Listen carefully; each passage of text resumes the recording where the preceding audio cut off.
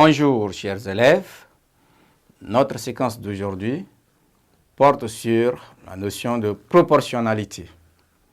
Ainsi chers élèves, comme dans la séquence passée où nous avons vu comment effectuer une suite d'opérations avec la puissance et aussi multiplication, aujourd'hui nous allons aborder la notion de proportionnalité. Alors chers élèves, à l'issue de cette séquence, vous serez capable de reconnaître une situation de proportionnalité et ensuite, vous serez aussi capable de calculer un coefficient d'opérationnalité. Donc, ici, en premier lieu, nous allons parler de la reconnaissance d'une situation de proportionnalité. Alors, chers élèves, on parle d'une situation de proportionnalité quand on peut passer d'une série de nombres à une autre en multipliant ou en divisant par un même nombre. Prenons un exemple. Nous avons un gâteau qui coûte, par exemple, ici, nous avons un gâteau qui coûte au moins 25 francs. Donc, là, nous avons un tableau. Alors, ici, la première ligne de notre tableau détermine le nombre de gâteaux qu'on dispose. Et ensuite, vous voyez, la deuxième ligne représente le prix en francs CFA. Donc, ici, chers élèves, vous allez voir comment on reconnaît une situation maintenant de proportionnalité. Comme nous avons dit, un gâteau coûte 25 francs, 1 coûte 25 francs, 2 va coûter combien? 50, parce qu'on va faire 25 fois 2. Ensuite, 3 gâteaux va coûter 75 francs. Donc, on fait aussi 1 fois 25 fois 3, on va trouver. Et ensuite, 4 gâteaux coûtent 100 francs. Donc, c'est pour dire qu'on a fait 25 fois 4. Donc, ici, dans ce tableau, nous avons une situation de proportionnalité. Proportionnalité, pourquoi?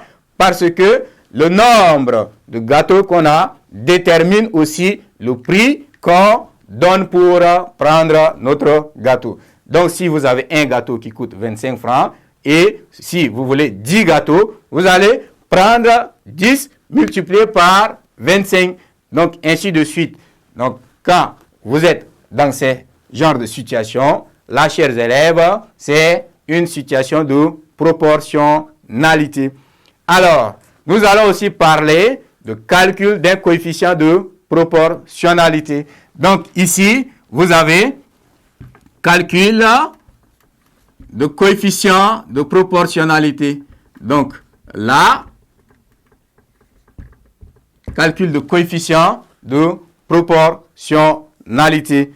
Donc, maintenant, nous avons encore un deuxième tableau qui est là, où la première ligne détermine le nombre de gâteaux et ensuite, la deuxième ligne détermine le prix en CFA. Donc ici, qu'est-ce qu'on va trouver? Nous, on a au moins 7 qui représentent le nombre de gâteaux et le prix de ces 7 est de 350. Alors, nous allons voir comment déterminer si on veut un gâteau. Donc, qu'est-ce que vous allez faire? Vous prenez le prix en CFA, vous divisez par le nombre de gâteaux. Donc, dans chaque case, nous allons effectuer cette opération. Vous avez, par exemple, 350 divisé par 7. Ensuite, vous avez ici 700 divisé par 14. Ensuite, vous avez 800 divisé par 16. Et ensuite, vous avez 1250 divisé par 25.